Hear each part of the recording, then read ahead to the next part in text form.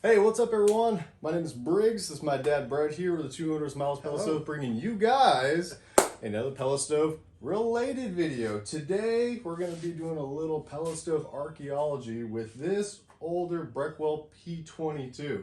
These are one of the older ones that was actually built in Oregon back in the day. And my dad right here, he's going to go over a little bit of the older style control boards, the analog versions, and well, if you still are faced with these older stoves, what are some options you got? So why don't you fill them in? Well, I like the old ones, and the new ones are great and dandy. Technology is there, I get it. We show you some cool ones on our channel, but I like the old pellet stoves too.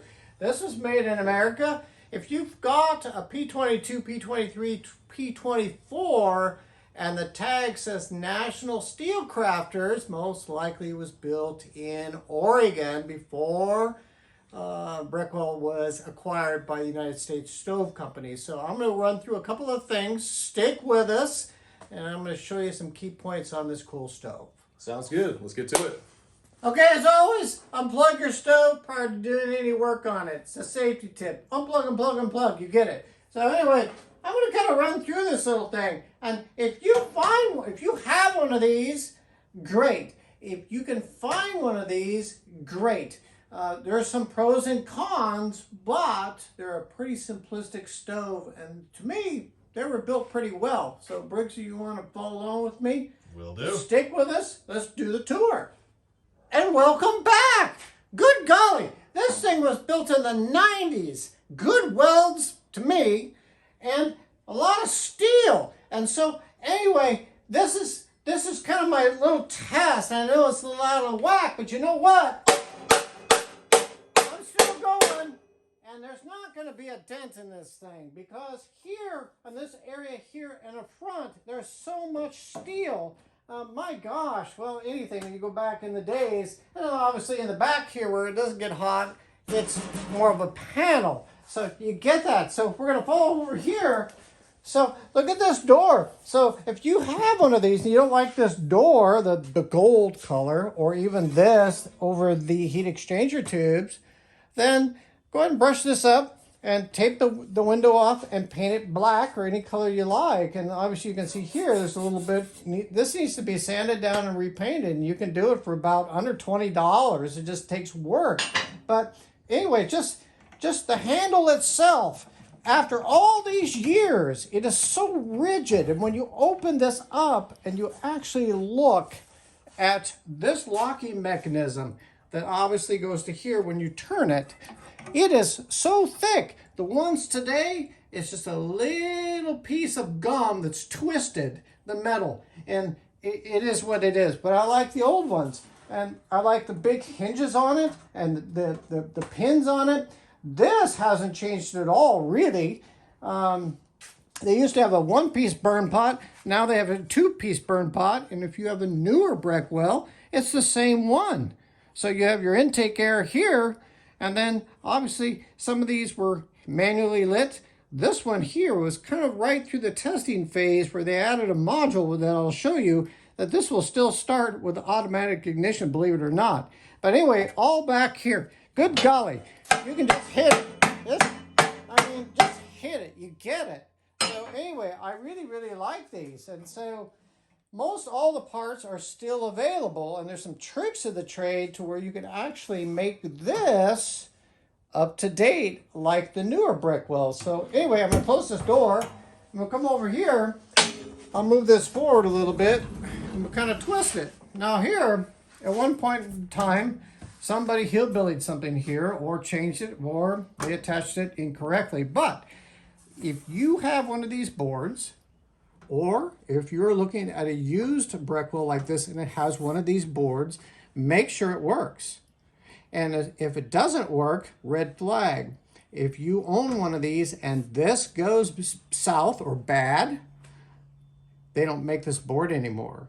That means that this stove is not going to work any longer. However, there are some tricks you can change. This is a 4 RPM system. You can change it to a 1 RPM system, which will have a digital board. And then in the back here, Briggs, you can kind of shine it up. Here's the back of the board. And obviously right here is the module I was talking about. This is going through, this is old school. This is the module that actually attaches to the igniter. And so this, you could have automatic ignition. They don't make this part anymore any longer. So anyway, you get it. So here is a convection room air fan. Here is the exhaust fan. This is the auger motor. Here's a bunch of wires. This is the wire harness.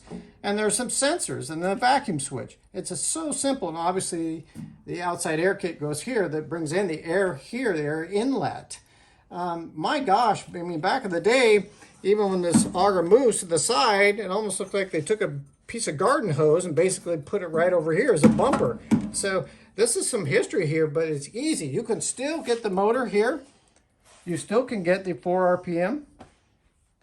You still can get the vacuum switch. You can get the wire harness. You get it. The main thing to do, if you would like to see videos on how to repair things in here, let us know in the comments. Just say, Brent and Briggs, shoot a video on how you change this and that out or whatever, or my old stove doesn't work, and we'll do our best. We'll hang on to this one for a little bit longer, but it still works, believe it or not, after about 30 years.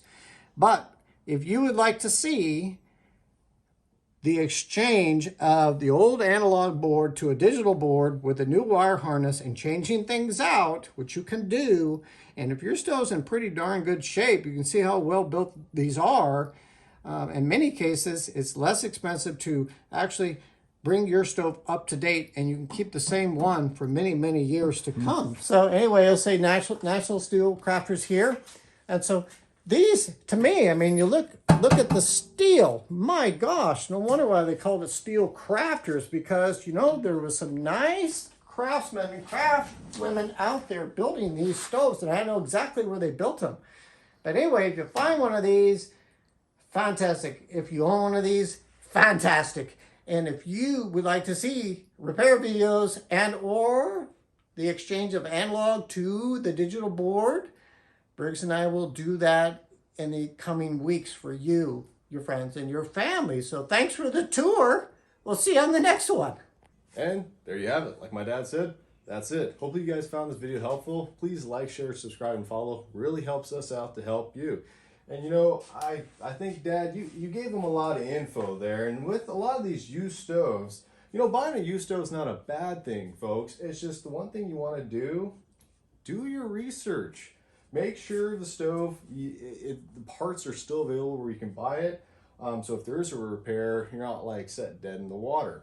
And if there isn't really a lot of parts available for it, but if it's still in good pristine condition and, well, you can get it for a steal, like almost next to nothing, I mean, hey, you just got to wear out your risks. So we just want to make sure you don't buy into a rat's nest, or pretty much instead of a lemon car, it's a lemon stove. And so just really know what you're getting into when you go with these stoves. You got anything else to add on to it? Well said. You know, you see us, we do reviews on new stoves and the great and dandy technologies there, and yeah, you get it. But a lot of people out there, it's expensive. So you have an alternative to where if you get an older stove where you can still get the parts, or we'll help you the best that we can convert it into new age per se, it'll save you, your friends, and your family some money. And we will continue to do it, but we're going to do the best that we can. And if you find a used stove that you're not familiar with that's for sale, send us an email or in the comments. We will give you our best, our opinion about the stove. And number two, are the parts still available for that make and model? So whatever we can do to help you, again, your friends and your family, Briggs and I are here for you. So whether it be used or brand new, we thank you for tuning in. All right, thanks guys. See you on the next one.